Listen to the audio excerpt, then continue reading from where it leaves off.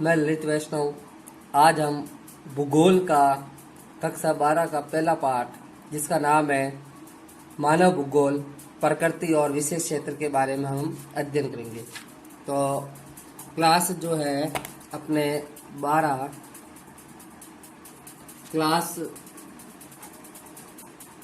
12 का पहला चैप्टर जिसका नाम है मानव भूगोल प्रकृति व विशेष क्षेत्र, इसके बारे में अध्ययन करेंगे। कक्षा 12 का ये पाठ एक नई किताब के साथ और नई भूगोल की एक नया अलग से विषय है, एक अलग शाखा है, उसका अध्ययन करेंगे हम, जिसका नाम दिया गया मानव भूगोल। आप लोगों ने कक्षा 11 तक जो अध्ययन किया था, कक्षा 11 में आपने सबसे पहले एक स्वतंत्र विषय नया चुना जिसका नाम है ज्योग्राफी। उस समय आपको उसमें जो भूगोल की शाखा पढ़ाई गई थी, एक वो थी भौतिक भूगोल, और भूगोल के बारे में आपको समझाया गया था। उसके आगे का ज्ञान इसमें है। जैसा आपने कक्षा 11 में पढ़ा था, हम लोग जो सबसे पहले जो सब्जेक्ट लेते हैं, जैसे कि आपने सब्जेक्ट लिया था ज्योग्राफी, इसका अर्थ आपको बताया गया था। ये ग्रीक भाषा के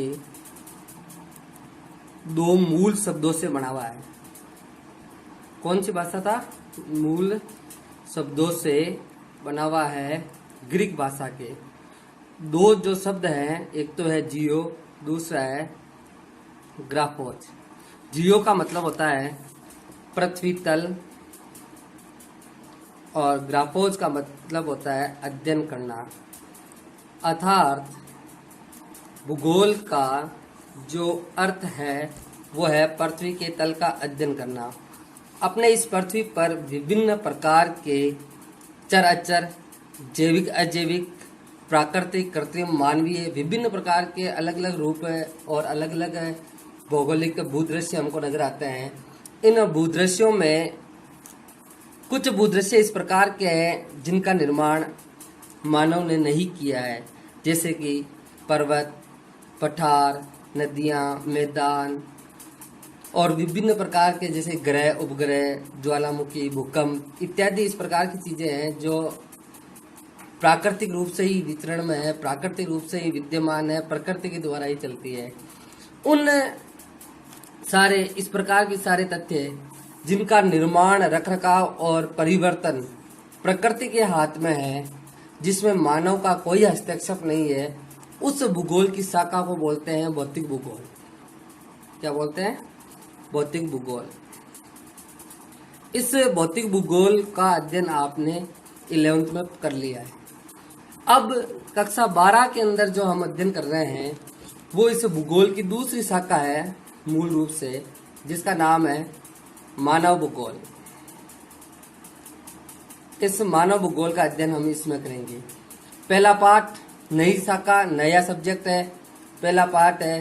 पहला पाठ में आपको केवल मात्र यही समझाया जा रहा है कि ये विषय होता क्या है, हम इसमें क्या क्या पढ़ने वाले हैं, इसकी प्रकृति किस प्रकार की है और इसका विशेष क्षेत्र किस किस प्रकार का है। ऐसे मूलभूत कौन कौन से तथ्य हैं जो हम इसमें पढ़ेंगे। और ये जो है थोड़ा सा प्रैक्टिकली रूप टाइप का सब्जेक्ट है, क्योंकि 11वीं में आप लोगों ने भौतिक भूगोल पढ़ा था, जो प्राकृतिक तथ्य जहाँ पर है वहाँ विद्यमान आज भी है। लेकिन मानव भूगोल के अंदर जो हम पढ़ेंगे उसमें मनुष्य का हस्तक्षेप रहेगा, मानवीय क्रियाकलापों का अध्ययन किया जाएगा जो प्रकृति के साथ होता है। और मानव एक सतत परिवर्तनशील प्राणी है जो अपनी बुद्धि विवेक के माध्यम से प्रकृति में भी परिवर्तन करता है। अतः मानव भूगोल एक परिवर्तनशील अध्ययन हम पढ़ेंगे इस पूरे चैप्टर में। पाठ की शुरुआत हम करते हैं। पूरी किताब इसी पर निर्भर है और इसलिए इसका थोड़ा सा विस्तृत से अध्ययन करना पड़ेगा। तो सबसे पहले अपना इसका पहला जो टॉपिक है वह है मानव भूगोल का अर्थ। आपको यहाँ पर समझा दिया गया था कि ज्योग्राफी का अर्थ होता है पृथ्वी के तल का अध्ययन करना, मतलब संपूर्ण पृथ्वी का अध्ययन करना, मतलब संपूर्ण पृथ्वी का अध्ययन करना, जिस पर चाहे प्राकृतिक चीजें हो या अप्राकृतिक चीजें हो, किसी भी प्रकार की कोई भी चीजें हो, सबका अध्ययन करना। यहाँ पर इसका एक दूसरी शाखा के रूप में अध्ययन कर रहे हैं, वो है मानव भूगोल। अब इस मानव भूगोल के अंतर्गत क्या होगा, केवल मात्र पृथ्वी पर इस प्रकार की चीजें या इस प्रकार की गतिविधियां जिस पर प्रत्यक्ष या अप्रत्यक्ष रूप से मानवीय प्रभाव हो। किसका प्रभाव हो? मानवीय प्रभाव हो। मतलब कहने का मतलब यह है कि प्रकृति और मानव, इन दोनों का अध्ययन करना है, इन दोनों का अध्ययन करना है और वही मानव भूगोल कहलाएगा। अब प्रकृति और मानव दोनों अविभाज्य तत्व है, क्योंकि इतने सारे ग्रहों में से केवल एकमात्र ये ग्रह पृथ्वी ऐसा ग्रह है जहां पर जीवन संभव है, जहां पर जीवन संभव है। और जीवन का मतलब है जहां पर जीव है, और इन जीवों में एक जीव कौन है? मानव है। मानव बिना प्रकृति के जीवित रह नहीं सकता। इसका मतलब है प्रकृति और मानव के बीच में आपस में क्रियात्मक संबंध है। बिना प्रकृति के मानव जीवित नहीं रह सकता, और प्रकृति भी यहाँ पर कुछ अलग प्रकार की है कि उसको भी मानव की आवश्यकता है। मतलब कि ये एक दूसरे पर आश्रित है। प्रकृति मानव को अपने विकास के लिए अवसर प्रदान करती है, मानव उन अवसरों का प्रयोग करता है और अपना विकास करता है। जितने भी प्रकार के जीव हैं वो सब के सब प्रकृति पर निर्भर है। इसलिए प्रकृति और मानव के बीच में आपस में एक अग्रणी और मजबूत समझौता है। इस कारण से ये कहा जाता है कि ये दोनों अविभाजित है, इनको अलग अलग नहीं कर सकते हैं। कोई 2-3 उदाहरण आपको दिया जा रहा है, जैसे कि मानव कृषि करता है। अब आपको ये पता है कि कृषि एक मानवीय क्रियाकलाप है, बिना मानव के कृषि होना संभव नहीं है, और बिना प्रकृति के भी कृषि होना संभव नहीं है। इसका मतलब मानवीय क्रियाकलाप भी है और प्राकृतिक क्रियाकलाप भी है। तो इसका मतलब इन दोनों के बीच में समझौता हुआ नहीं हुआ। तो ये मानव भूगोल का एक टॉपिक हो गया है ऐसे, ठीक है ना। मानव और प्रकृति के बीच में आपस में जो समझौता है उनका अध्ययन हम इसमें करेंगे। इसके अलावा जैसे कि एक उदाहरण कृषि हुआ, दूसरा उदाहरण देखिए आप पशुपालन। पशुपालन भी बिना प्रकृति के नहीं हो सकता है और बिना मानव के नहीं हो सकता है। कोई भी उदाहरण ले लो, जैसे कि उद्योग एक इस प्रकार की गतिविधि है या इस प्रकार का क्रियाकलाप है जहां पर कच्चे माल को तैयार माल में परिवर्तित किया जाता है। अर्थात कच्चा माल उपलब्ध कौन करवा रहा है? प्रकृति। तैयार माल कौन बना रहा है? मानव। मानव अपने बुद्धि और विवेक और कौशल ज्ञान के माध्यम से मशीनों का उपयोग करके किसी न किसी प्रकार से उस कच्चे माल का स्वरूप में परिवर्तन कर देता है, वो है उद्योग। तो उद्योग है, व्यवसाय है, परिवहन है, संचार है। इन सब उदाहरणों को अगर हम देखते हैं तो हम ये पाते हैं कि प्रकृति और मानव के बीच में कोई न कोई तो अनुकूलन है, कोई न कोई तो ऐसा समझौता है जिसका अध्ययन करना है। अब हमें ये पहले से ही पता है कि पृथ्वी के तल का अध्ययन करना भूगोल है, तो संपूर्ण पृथ्वी पर जितने भी कंटेन है, जो भी है, किसी प्रकार का कोई भी तथ्य है, उन सब तथ्यों का अध्ययन करना है, चाहे वो प्राकृतिक है चाहे वो अप्राकृतिक है। अब इसमें हमको अध्ययन इस सब्जेक्ट में कक्षा 12 में हम केवल मानव का अध्ययन करेंगे कि मानव ऐसी कौन कौन सी गतिविधियां, ऐसे कौन कौन से क्रियाकलाप और ऐसे कौन कौन सी अपने सारे व्यवसाय जो है वो इस प्रकृति के माध्यम से प्रकृति पर संपन्न करता है। आप लोगों को पहले से पता है कि इतने सारे जीवों में से एकमात्र ये ऐसा जीव है जो बुद्धिजीवी प्राणी है, और वो कौन है? मानव। बुद्धिजीवी प्राणी कौन है? मानव। और मानव ही ये इतना एक सामर्थ्य रखता है कि प्रकृति में कुछ परिवर्तन करना है या प्रकृति के आदेश की पालना करनी है, और प्रकृति जो हमें जो भी किसी प्रकार का जो तथ्य प्रदान करती है उन अवसरों का प्रयोग करना है, वो सब इसमें ही है। तो भूगोल की एक दूसरी शाखा जो है वो मानव भूगोल के रूप में हम अध्ययन करेंगे। भूगोल का एक अध्ययन क्षेत्र के रूप में हम समाकलनात्मक, अनुभाविक और व्यवहारिक अध्ययन भी इस मानव भूगोल में ही करते हैं। तो मानव और प्रकृति के बीच में एक अतुलनीय समझौता होता है और ये 3-4 उदाहरण के माध्यम से आपको ये पता चला है। तो अब इन सब को मिलाकर के कहते हैं अर्थ। कभी कभार हालांकि ये पार्ट अपने 3 नंबर का है, इनमें से 1 नंबर का एक प्रश्न और एक 2 नंबर का प्रश्न पूछते हैं। अर्थ से संबंधित अभी तक कोई प्रश्न आया नहीं है, फिर भी अर्थ के बारे में अगर हमें पूछा जाता है तो हम लोग ये बोलेंगे, हमको यही समझना है मानव और प्रकृति के बीच में एक विशेष प्रकार का अविभाजित तत्व है, आपस में अनोन्य क्रिया। यहाँ पर एक शब्द काम में लिया जा रहा है जिसका नाम है अनोन्य क्रिया। अनोन्य क्रिया का तात्पर्य ये होता है आपस में क्रिया। आपस में क्रिया मतलब कि किसी एक साइड से क्रिया नहीं होती है, दोनों साइड से, मतलब एक दूसरे पर आपस में निर्भर है, वो है अनोन्य क्रिया। ठीक है। मानव की एक विशेषता है कि मनुष्य का हमेशा यही उद्देश्य होता है कि वो विकास करता जाए, अपने विकास के लिए उसे निर्भर रहना पड़ेगा प्रकृति पर, प्रकृति से प्राप्त होने वाले संसाधनों पर, संसाधनों के उपयोग पर। आपको ये 11th में बताया गया था कि अपने प्रकृति में बहुत सारे संसाधन ऐसे हैं जो सीधा उपयोग कर लेते हैं, जैसे कि मान लो कि जल है, वायु है, ये इस प्रकार के संसाधन है कि मानव इसको सीधा ग्रहण कर लेता है। लेकिन बहुत सारे संसाधन है, बहुत ज्यादा संसाधन इस प्रकार के हैं जिनको मनुष्य सीधा ग्रहण नहीं कर पाता है, उसके रूप में, उस संसाधनों के रूप में परिवर्तन करना पड़ता है। परिवर्तन करने के बाद हम लोग उसको उपयोगी बनाते हैं। तो इसका मतलब है प्रकृति ने हमको, ये प्रकृति है मतलब पृथ्वी, प्रकृति ने हमको क्या दिया? संसाधन। और मानव ने, कौन? मानव ने इन संसाधनों का उपयोग किया, उपयोग करने के बाद अपना विकास किया। इसका मतलब प्रकृति ने हमको संसाधन उपलब्ध करवाए हैं, संसाधनों का मानव उपयोग करता है, उपयोग करने के बाद खुद का, स्वयं का विकास करता है। इसका मतलब है प्रकृति और मानव के बीच में समझौता है, प्रकृति और मानव के बीच में समझौता है। इन प्रकृति और मानव, धरातल और मानव के बीच में जो भी समझौता है और जो क्रिया होती है, ध्यान रखना, एक इंपॉर्टेंट शब्द यहाँ लिख रहा हूं मैं, आपस में जो क्रिया होती है अथवा क्रियाकलाप होता है,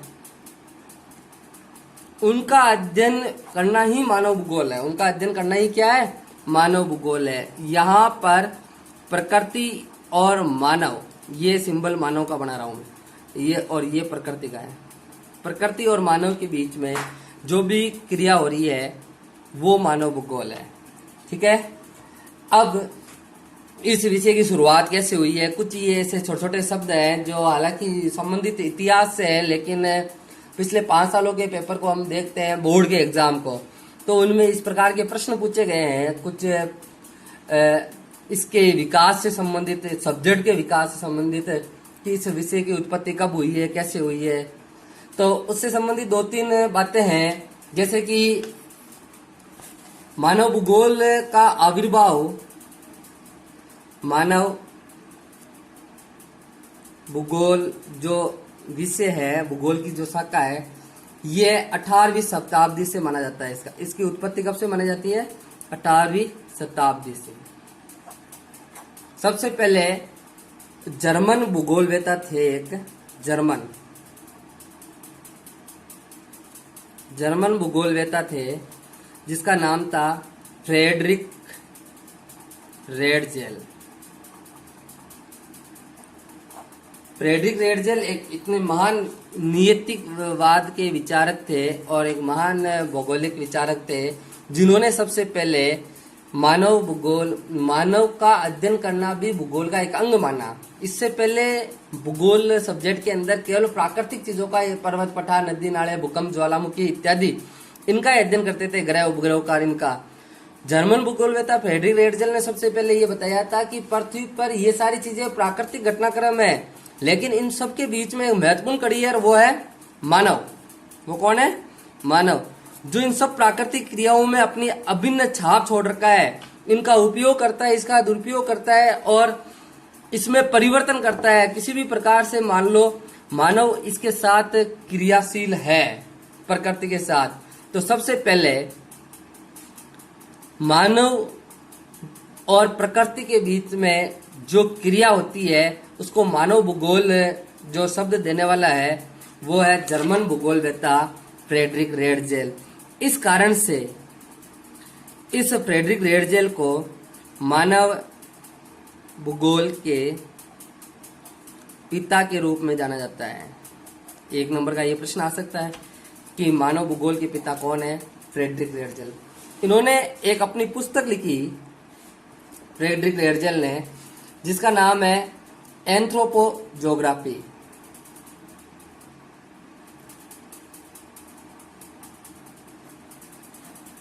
जिसके अंदर सबसे पहले उन्होंने ये विवरण दिया।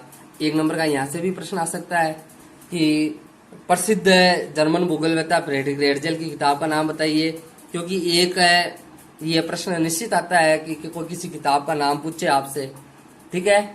और उसके बाद में इन्होंने इसके बारे में विश्लेषण किया, ठीक है। मैंने एक शब्द काम में लिया अभी पहले, नियतिवाद के विचारक थे फ्रेडरिक रेडजेल। किसके विचारक थे? नियतिवाद के विचारक थे। तो ये नियतिवाद, नवनियतिवाद, निश्चयवाद, संभववाद, इस प्रकार की विचारधारा का भी अध्ययन करेंगे हम थोड़ा बाद में, ठीक है। अभी हम इसका अर्थ और परिभाषा के बारे में ही अध्ययन कर रहे हैं। और अभी तक हमने ये सीख लिया है कि मानव और प्रकृति के बीच में जो समझौता होता है, जो क्रिया होती है, जो क्रियात्मक समझौता होता है, जो अनुकूलन होता है, जो प्रभाव होता है, वो मानव भूगोल है। वो क्या है? मानव भूगोल। और इस क्रियात्मक संबंध को ध्यान से सुनना, मानव और प्रकृति के बीच में जो क्रियात्मक संबंध होते हैं, उन क्रियात्मक संबंधों का अध्ययन जिस विषय में किया जाता है, मानव और प्रकृति के बीच में जो क्रियात्मक संबंध होते हैं, इसका अध्ययन जिस विषय में किया जाता है, उस विषय का नाम है मानव भूगोल। तो अभी तक आपको मानव भूगोल का अर्थ समझ में आ गया ना। अभी तक हमको क्या ध्यान रखना है? मानव और देखिए, मानव भूगोल की कितनी शाखाएं? 2 शाखा होती है। भूगोल की शाखा कितनी होती है? 2। पहला भौतिक भूगोल, जिसका अध्ययन आपने कर लिया है 11th में, जो प्राकृतिक है पूर्ण रूप से। दूसरी शाखा कौन सी है? मानव भूगोल। और मानव भूगोल का अर्थ के बारे में आपने अभी तक देख लिया, जिसमें मुख्य रूप से जो ये इसका उदाहरण था, कृषि है, मानव है, प्राकृतिक है, पशुपालन है, उद्योग है, परिवहन है, इत्यादि से। अब इसका एक महत्वपूर्ण चीज है, वो है परिभाषाएं, ठीक है। मानव भूगोल की परिभाषाएं कक्षा 12 में मानव भूगोल की 4 परिभाषा दे रखी है। परिभाषाओं को लेकर के अभी तक देखिए, अर्थ में हम लोग ना मानव और प्रकृति के बीच में कोई अनन्य क्रिया लिखता है, कोई क्रियात्मक संबंध लिखता है, किसी भी प्रकार से जो समझाता है वो मान ली जाती है। अर्थ के अंदर आप बड़ा चक्कर किसी भी प्रकार से लिख सकते हैं, लेकिन पारिभाषिक शब्दावली जो होती है, जो परिभाषा है, किसी भी तथ्य की अगर परिभाषा दे दी जाती है, उस पारिभाषिक शब्दों को हम अपने मन से परिवर्तन नहीं कर सकते हैं। उन शब्दों का हमको सही अध्ययन उसी प्रकार से करना है। तो फ्रेडरिक रेडजेल, जो मानव भूगोल के पिता कहलाते हैं, उन्होंने सबसे पहले परिभाषा जो दी है, उनके अनुसार सुनो आप। फ्रेडरिक रेडजेल, क्योंकि इसमें शब्द चेंज नहीं कर सकते, इसलिए आपको किताब से बताते हैं। देखिए, आधुनिक मानव भूगोल के जो जन्मदाता है, मतलब पिता, वो है फ्रेडरिक रेडजेल। इन्होंने जो परिभाषा दी है, ध्यान से समझना। मानव भूगोल मानव समाजों और धरातल के बीच संबंधों का संश्लेषित अध्ययन है। ये परिभाषा है फ्रेडरिक रेडजेल की। मानव भूगोल मानव समाजों और धरातल के बीच संबंधों का संश्लेषित अध्ययन है। अर्थात एक बार इसको मैं समझाता हूं आपको। हमें पहले से क्या पता है कि प्रकृति और मानव के बीच में जो समझौता होता है वो मानव भूगोल है। ये पहले से पता है हमको। अब इन्होंने परिभाषा के अंदर अर्थ ये निकलना है, इन्होंने शब्द काम में लिए हैं मानव की जगह मानव समाज, मानव की जगह मानव समाज, और प्रकृति की जगह धरातल, और एक शब्द लिया संश्लेषित अध्ययन। एक शब्द कौन सा लिया? संश्लेषित अध्ययन। यहां पर आपको इस शब्द का अर्थ बता देते हैं। संश्लेषण विश्लेषण दो प्रकार के शब्द चलते हैं।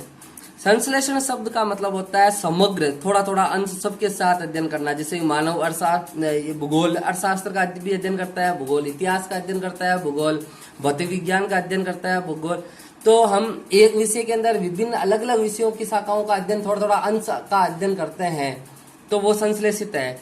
मतलब कि प्रकृति के अंदर मानव समाज विभिन्न प्रकार की आर्थिक गतिविधियां करता है। कोई उद्योग है, कोई प्राथमिक क्रिया है, द्वितीय क्रिया, खेती है, उद्योग है, परिवहन है, संचार है, इन सब का अध्ययन करते हैं इसके अंदर, इसलिए संश्लेषित अध्ययन है। मानव समाज और धरातल के बीच में, धरातल मतलब प्रकृति के बीच में जो भी अध्ययन होता है उन सब का थोड़ा थोड़ा अंश समग्र अध्ययन करना क्या है? मानव भूगोल। ये परिभाषा किसने दी? Frederick Ratzel. एक बार एनसीईआरटी की जब किताबें चलती थी या एनसीईआरटी के अंदर सिलेबस में एक प्रश्न ये पूछा गया था, ये परिभाषा नहीं पूछ करके प्रश्न ये पूछा गया था कि फ्रेडरिक रेडजेल ने जो अपनी परिभाषा दी है उसमें किस पर जोर दिया गया है, मतलब किस पर ज्यादा प्रकाश डाला है। तो उन्होंने सबसे ज्यादा जोर जो है अपनी परिभाषा के अंदर जो सर्वाधिक जोर देने वाली जो जिस पर अध्ययन किया गया था वो था संश्लेषित। क्या था? संश्लेषण पर जोर दिया गया था, समग्रता पर। किस पर जोर दिया गया था? समग्रता पर। मानव भूगोल की ये परिभाषा देने वाला कौन था? महान विद्वान जो मानव भूगोल के पिता कहलाते हैं, फ्रेडरिक रेडजेल ने मानव की जगह मानव समाज शब्द काम में लिया, प्रकृति की जगह धरातल शब्द काम में लिया। दोनों के बीच में अनोन्य जो क्रिया होती है उन क्रियाओं का संश्लेषित मतलब थोड़ा थोड़ा पूरा अध्ययन, समग्र अध्ययन करना मानव भूगोल बताया था। बताने वाला कौन था? जर्मन जो विचारक था, भूगोलवेत्ता था, जिसका नाम है फ्रेडरिक रेडजेल। दूसरी परिभाषा जो दी है वो है एलन सी सैंपल। ये अमेरिकन थे, ये जर्मनी के थे। कौन? रेडजेल। और एलन सी सैंपल की जो परिभाषा है, इन्होंने जो परिभाषा दी है, ये अमेरिकन थे। रेडजेल की शिष्या थी, महिला है। ठीक है। इन्होंने परिभाषा जो दी है उसका अध्ययन आप देखिए। एलन सी सैंपल ने जो शब्द काम में लिए हैं, यहाँ पर ध्यान देखना। मानव भूगोल चंचल मानव और अस्थायी पृथ्वी के बीच पारस्परिक परिवर्तनशील संबंधों का अध्ययन है। इन्होंने जो शब्द काम में लिए, मानव की जगह कौन सा लिया? चंचल मानव। मानव शब्द की जगह कौन सा शब्द काम में लिया? चंचल मानव। और प्रकृति के जगह शब्द इन्होंने काम में लिया है अस्थायी पृथ्वी।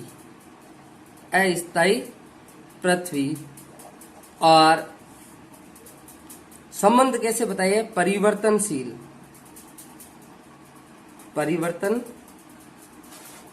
परिवर्तनशील संबंधों का अध्ययन करना।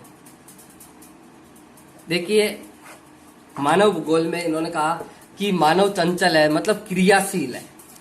कैसा है? क्रियाशील है। और पृथ्वी स्थायी नहीं है, अस्थायी है, मतलब ये भी क्या है, क्रियाशील है, और मानव भी क्या है, क्रियाशील है। दोनों क्रियाशील है, और दोनों की क्रियाशीलता में जो आपस में समझौता होता है, जो संबंध होता है, और उस संबंधों में जो आंसर निकलता है वो परिवर्तनशील, मतलब कि अपने इस पृथ्वी पर जितने भी मानव है वो क्रियाशील मानव है। मनुष्य इस तरह नहीं है, और प्रकृति भी इस तरह नहीं है, उसमें भी परिवर्तन होता है, और दोनों की में आपस में इस प्रकार का क्रियात्मक संबंध होता है। तो ये जो परिवर्तनशील संबंध होता है इन दोनों का, वो ही मानव भूगोल है। मतलब एलएनसी सैंपल ने ये कहने का प्रयास किया है कि पृथ्वी पर क्रियाशील मानव और अस्थायी पृथ्वी के बीच में जो भी परिवर्तन होता है, उन परिवर्तनों का अध्ययन करना मानव भूगोल है। अर्थ वही है, मानव और प्रकृति के बीच में क्रियात्मक अध्ययन, लेकिन शब्द लिया गया है यहाँ पर, और इन्होंने किस पर जोर दिया है, क्रियाशीलता पर, अर्थात गतिशीलता पर।